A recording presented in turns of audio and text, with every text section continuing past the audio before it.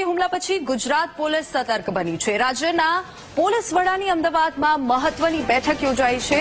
અમદાવાદ શહેરના પોલીસ અધિકારીઓ સાથે બેઠક કરવામાં આવી છે। શહેરમાંથી પકડાયેલા બાંગ્લાદેશીઓ અંગે ડીજીપીને માહિતી આપવામાં આવી છે। આગામી દિવસોમાં પણ પોલીસની કાર્યવાહી ચાલુ રહી શકે છે। આ ડીજીપીની મહત્વપૂર્ણ બેઠક યોજાઈ છે અને જે ગેરકાયદેસર બાંગ્લાદેશીઓ અમદાવાદમાં વસવાટ કરતા હતા તેમની માહિતી તેમને આપવામાં આવી છે। તેને લઈને આ મહત્વપૂર્ણ બેઠક યોજાઈ છે। આગામી દિવસોમાં પણ પોલીસની કાર્યવાહી સતત ચાલુ રહી શકે છે અને આ આતંકી હુમલા પછી ગુજરાત પોલીસ પણ સતર્ક બની છે। અમદાવાદ પોલીસ હાલ કાર્યવાહી કરી રહી છે। ગઈકાલે પણ 438 પાકિસ્તાની ની યાદી જાહેર કરવામાં આવી હતી અને આજે 400 થી વધુ બાંગ્લાદેશીઓ જે અમદાવાદમાં ગેરકાયદેસર વસવાટ કરી રહ્યા છે તેમની યાદીની જે લિસ્ટ છે તે ડીજીપીને સોંપવામાં આવી છે અને અમદાવાદ જે છે તે સતત એક્શન મોડમાં છે।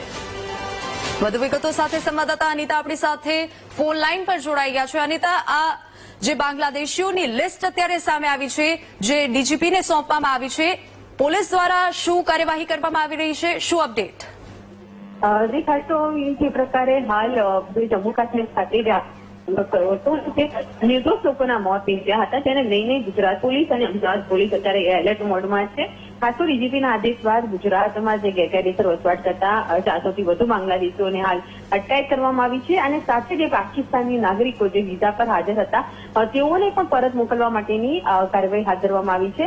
આજે ટૂંક સમયની અંદર ડીજીપી દ્વારા સમગ્ર મામલે જે બેઠક શરૂ કરવામાં આવી છે। પોલીસ કમિશનર અને ડીજીપી સાથે જે ઝોન જે 7 જે છે ઝોનના તેના ડીજીપી સાથે આજે બેઠક યોજવામાં આવી હતી અને તમામ બેઠકની અંદર જે બાંગ્લાદેશો ગેરકાયદેસર રહેતા હતા તેની જે પરિસ્થિતિ હતી, કેટલા સમયથી રહેતા હતા, કેવા ડોક્યુમેન્ટ બનાવ્યા હતા તેને લઈને પણ ચર્ચા કરવામાં આવી હતી। આ સાથે જે ગેરકાયદેસર રીતના કોઈ પાકિસ્તાની નાગરિકો વસવાટ કરી રહ્યો છે કે નહીં તે મુદ્દે પણ આ બેઠકની અંદર ચર્ચા કરવામાં આવી છે અને ટૂંક સમયમાં સમગ્ર મામલે ડીજીપી દ્વારા મોટા ખુલાસા કરે તેવી શક્યતા છે। જી અનિતા, બાંગ્લાદેશીઓની જે યાદી જાહેર કરવામાં આવી છે શું તેને લઈને કોઈ અપડેટ કે આ લોકોને કેવી રીતે પરત મોકલવામાં આવશે, શું બાંગ્લાદેશ મોકલવામાં આવશે કે શું એ લોકોને અટકાયત કરીને તેઓની સામે કોઈ પગલાં લેવામાં આવશે, તેને લઈને કોઈ અપડેટ મળી રહી છે?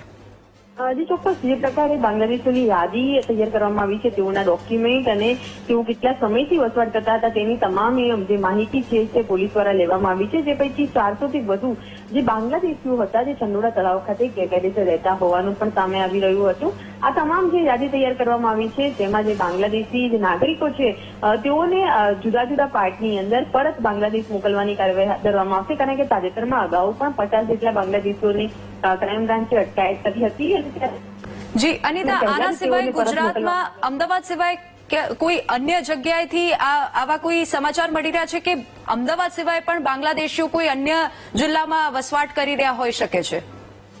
જી હાલ તો જે માહિતી મળી રહી છે જેમાં પોલીસ દ્વારા અને જે ક્રાઇમ બ્રાન્ચ એસઓજી અને હેડક્વાર્ટરની જે ટીમો દ્વારા જે કોમ્બિંગ કરવામાં આવ્યું હતું તે અમદાવાદમાં કરવામાં આવ્યું હતું। આ સાથે અમદાવાદ ગ્રામ્યમાં પણ આ પ્રકારે બાંગ્લાદેશીઓ જે ગેરકાયદેસર રહેતા હોય તેને લઈને હાલ સર્ચ કરવામાં આવી રહી છે કારણ કે જુદા જુદા જિલ્લામાં ડીજીપી દ્વારા તમામને આદેશ આપવામાં આવ્યા છે કે તેઓના જિલ્લામાં કોઈ પણ બાંગ્લાદેશી નાગરિક કે પાકિસ્તાની નાગરિક જે ગેરકાયદેસર વસવાટ કરતો હોય અને તેના જે ડોક્યુમેન્ટ છે તેનું વેરીફાઈ કરવા માટે અને જુદા જુદા જે સંબંધિત વિસ્તારો છે ત્યાં સર્ચ કરવા માટેનો આદેશ આપવામાં આવ્યો છે। હાલ તો જે 400 થી વધુ જે બાંગ્લાદેશીઓ પકડાયા છે તે ચંડોળા તળાવની આજુબાજુમાં જે વસવાટ કરતા જે નાગરિકો છે તેઓની અટકાયત કરવામાં આવી છે પરંતુ અન્ય જિલ્લાઓમાં આ પ્રકારે નાગરિકો વસવાટ કરતા હતા કે નહીં તેની તમામની પૂછપરછ બાદ તેઓની સાથે ચંડોળા અન્ય જે બાંગ્લાદેશી નાગરિકો છે તેને લઈને કાર્યવાહી હાથ ધરાઈ છે। જી અનિતા, આભાર સમગ્ર માહિતી બદલ।